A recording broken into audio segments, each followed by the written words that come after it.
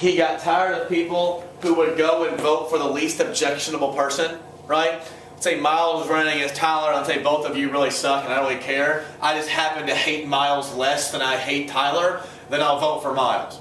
And his argument is that's no way to have a country, right? That's not a great democracy, because what ends up happening is the party like Miles and the party like Tyler, you guys will basically become almost indistinguishable because you want to get as many votes as possible. And you don't have real choice.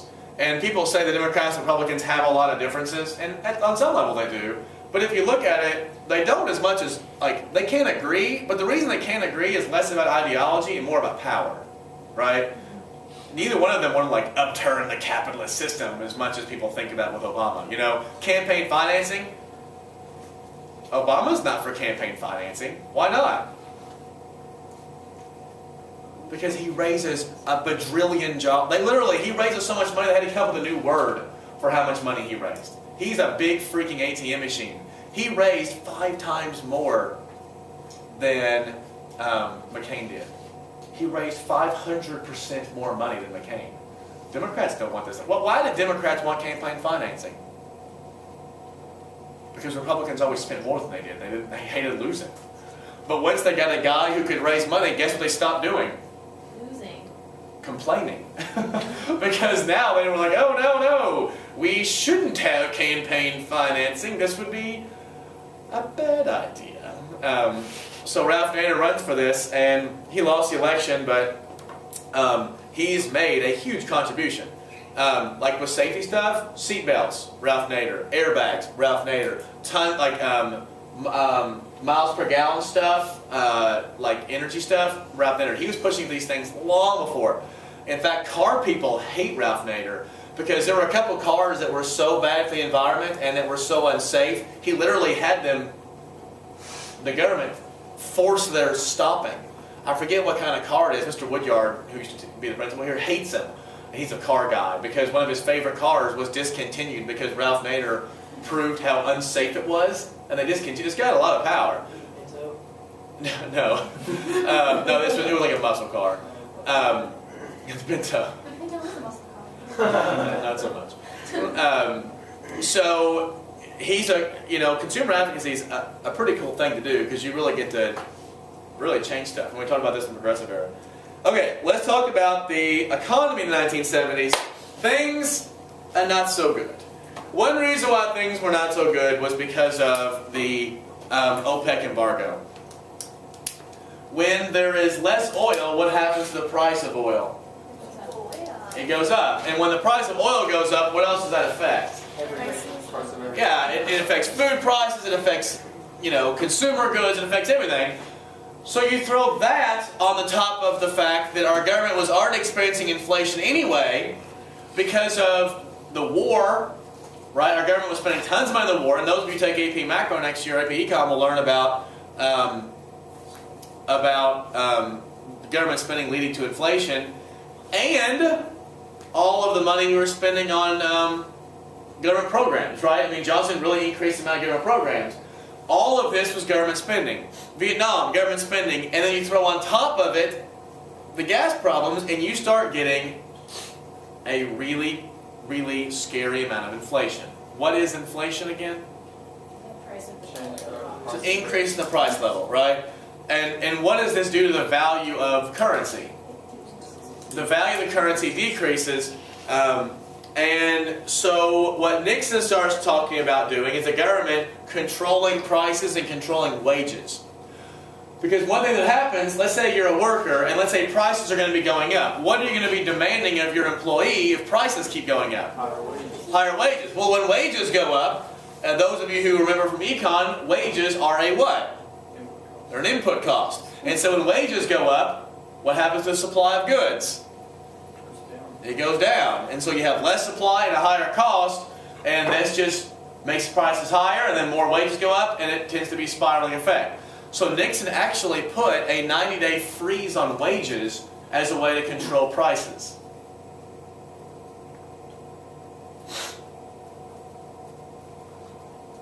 He also tried to control and put a freeze on gas prices Both of these things are failures.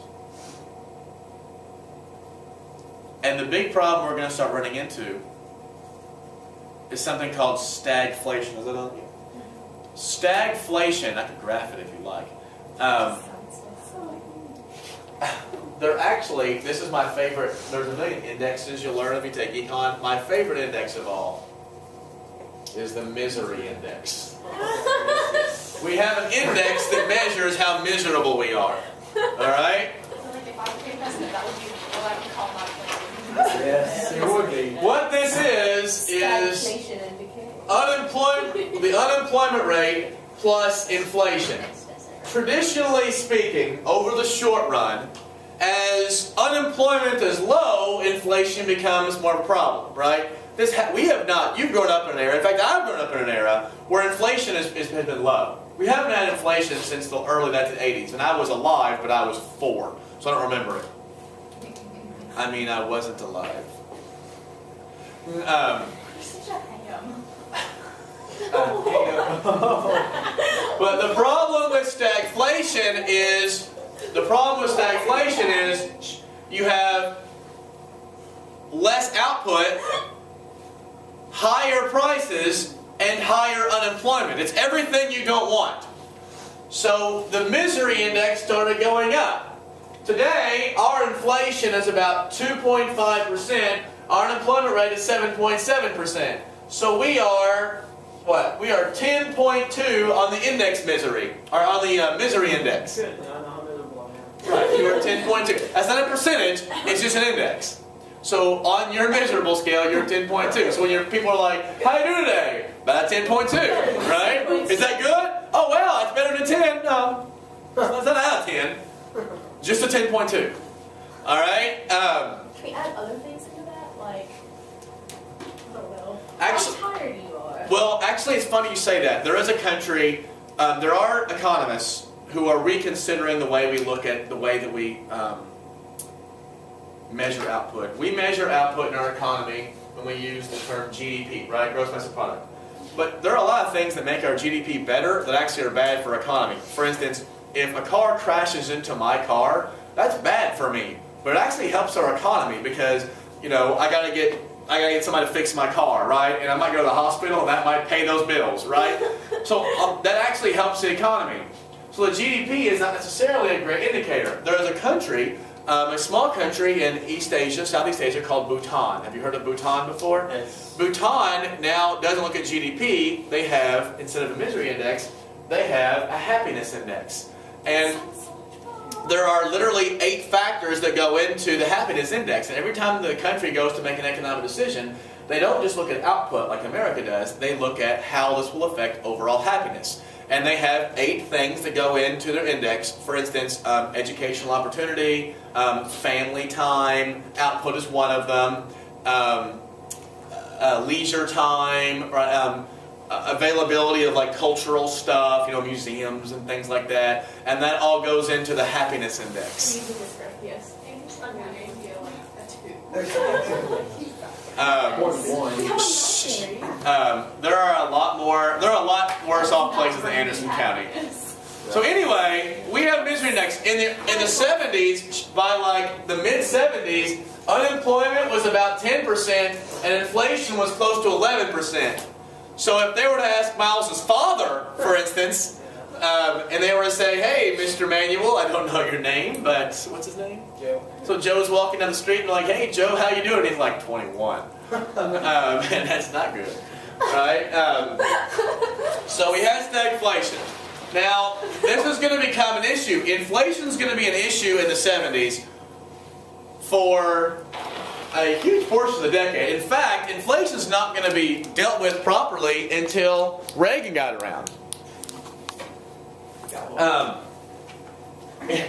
In fact, we'll talk about this maybe even tomorrow. When Gerald Ford becomes president, he starts wearing a button that says, it said WIN, and WIN stood for Whip Inflation Now. And there were these policies to try to fix inflation.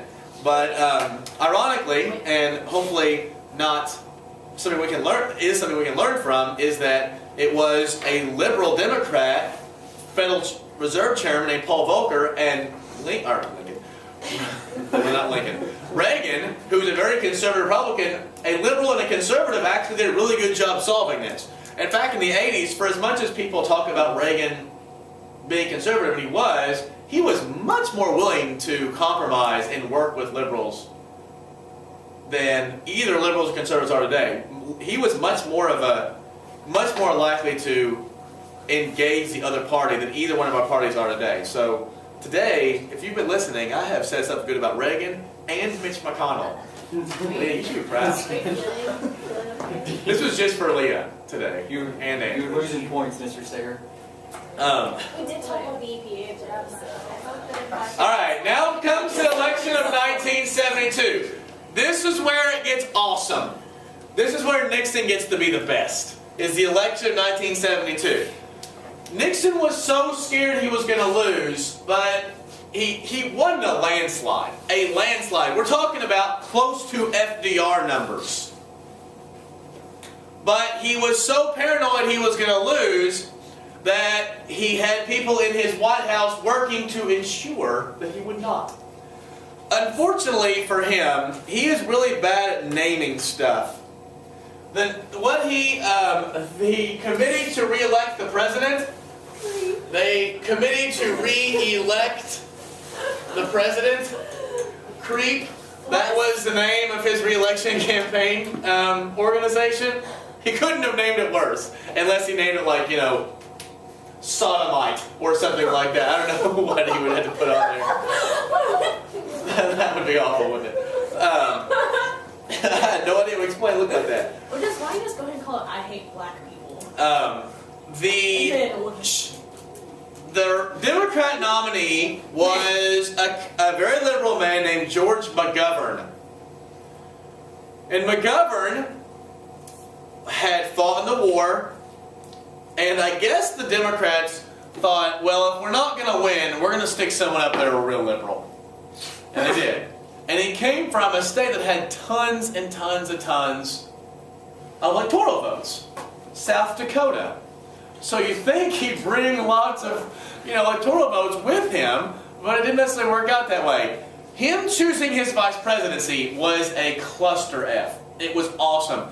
Nobody wanted to be his vice president. Usually, when someone goes to you and says, James, I've just got the nomination for the presidency, I'd be honored if you could become a vice president. No one says no to that, right? In fact, most people who don't want to be vice president will tell the nominee, please don't ask me. Like Hillary Clinton really didn't want to be the nominee. Obama wasn't going to ask her anyway, but she really didn't want to be the nominee. He had to beg her to be Secretary of State. But he chose a guy, you have to write this down, it won't be on the test probably, named Tom Eagleton. Tom Eagleton had been a pretty good guy, but he had seen a therapist in the past, which isn't a ridiculous thing. Well, the Nixon people who worked at CREEP found out and went through his official confidential files and found out that he had shock therapy as one of his strategies in coping with whatever he was coping with, and they leaked it to the press. So the CREEP would go through confidential files. One thing CREEP did was Watergate was like a hotel complex, right? It was really new, and the Democrats had their national headquarters there. Well, the members of CREEP ordered it to be bugged. So every phone call was listened in on, and they also bugged the office. They could hear conversations in the office. And they would do things like call up donors and say, let's say Mary Lee's a Democrat donor, and they would say, hey, this is Corey Sayer with the Democrats. We would love for you to help us out with our strategy of helping President Nixon get defeated. We'd love your support for Senator McGovern. Can you help out? They'd be like, yeah, you know what, I'll be happy to give $5. $5? Is that all you love your country? Who do you think you are? And they would piss off people. They did it on purpose. They weren't actually Democrats. They were Republicans acting like Democrats to piss off Democrats. And they would do little things like that all over the place, and that was some of CREEP's strategies. I like this CREEP. I thought you might. Unfortunately,